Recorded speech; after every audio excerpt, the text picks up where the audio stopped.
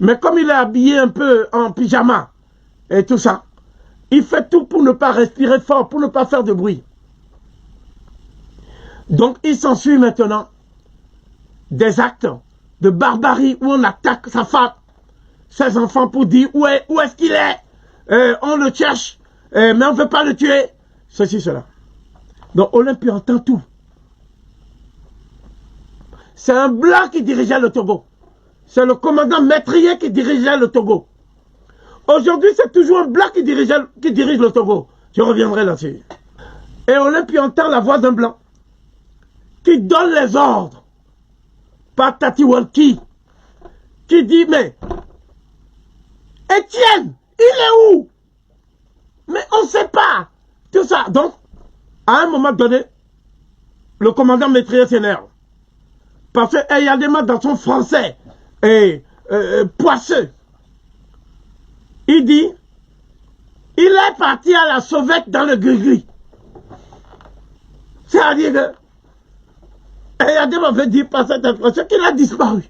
Que Olympio a le gris-gris qui fait qu'il disparaît. Voilà les gens qui dirigeaient le Togo. Tu vois. Donc, à un moment donné, Métrier le menace en disant c'est toi qu'on va tuer. Avec tes gens. Si tu ne l'emmènes pas. Entre-temps, qu'est-ce qui se passe? L'ambassadeur des États-Unis, Poudala, il appelle l'ambassadeur de France et lui dit que Olympio a pénétré dans sa résidence et se cache sous une voiture.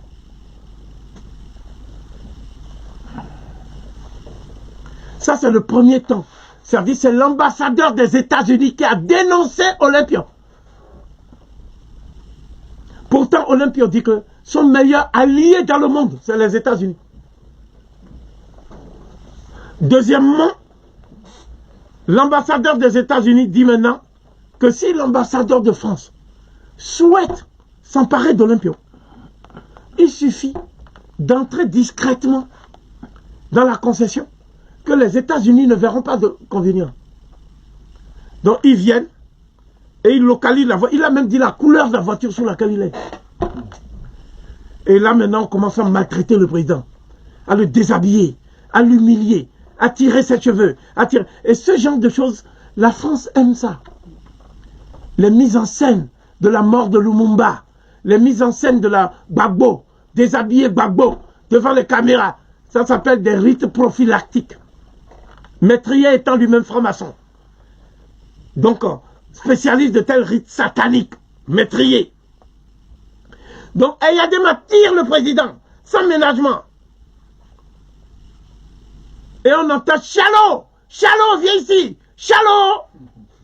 Donc, à un moment donné, le président refuse. Et qu'est-ce qui se passe? Métrier tire sur le président.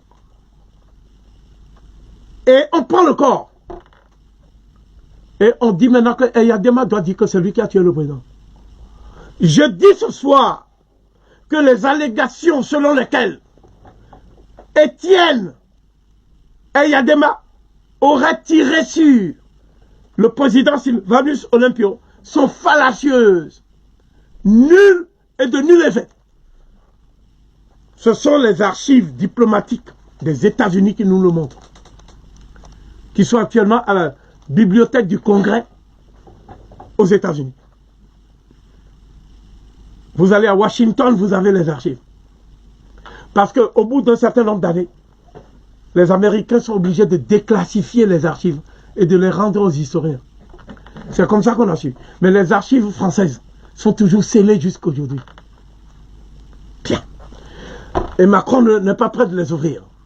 Macron a hésité pour ouvrir une partie des archives sur l'assassinat de Sankara. Ce qui confirme que c'est bien François Mitterrand qui a donné l'ordre.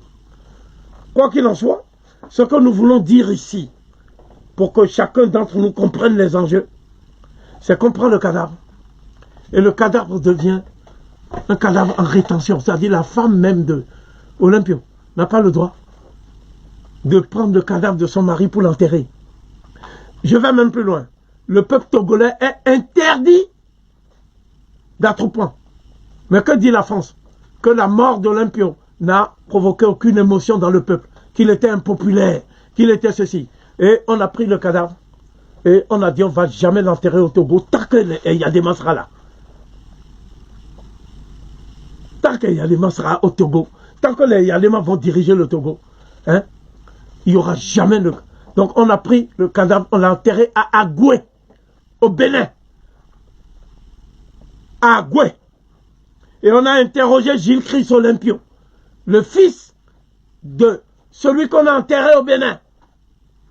Est-ce que tu veux qu'on vienne enterrer le cadavre de ton père au Togo? Il a dit non, il faut le laisser là-bas. Gilles Christ, dont je parlerai des exploits plus tard. Donc, à un moment donné, ce qui va se passer, c'est quoi? Le Togo devient maintenant un pays où la France manipule comme elle veut. Après que Métrier est tué de son foie, Olympio, comme je le dis ce soir, et il n'y aura pas de démenti. Personne n'a jamais démenti une affirmation de Corneille. Ça ne peut pas exister, ça. Bien.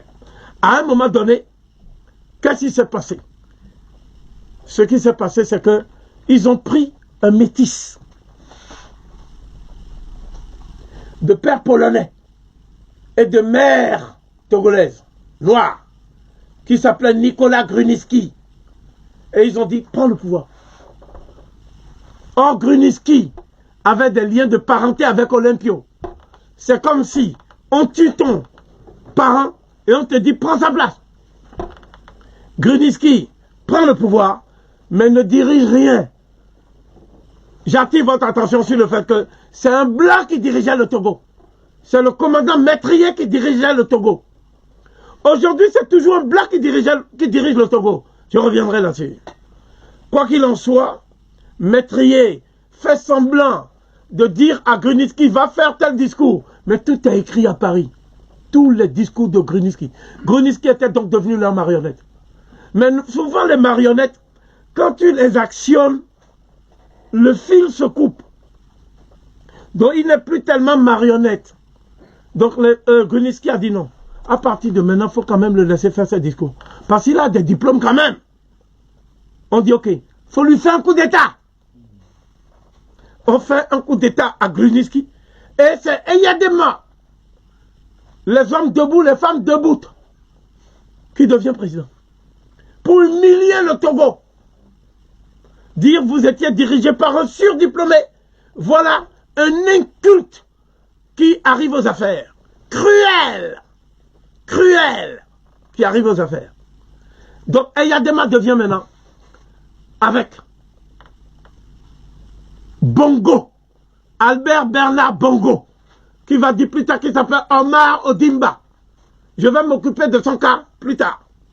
Et il y a également, si Dieu nous prête vie, il faut préciser ça, il y a également, les Arabes auraient dit Inch'Allah, il y a également Houphouët-Boigny, le plus grand traître félon que l'Afrique noire n'ait jamais connu.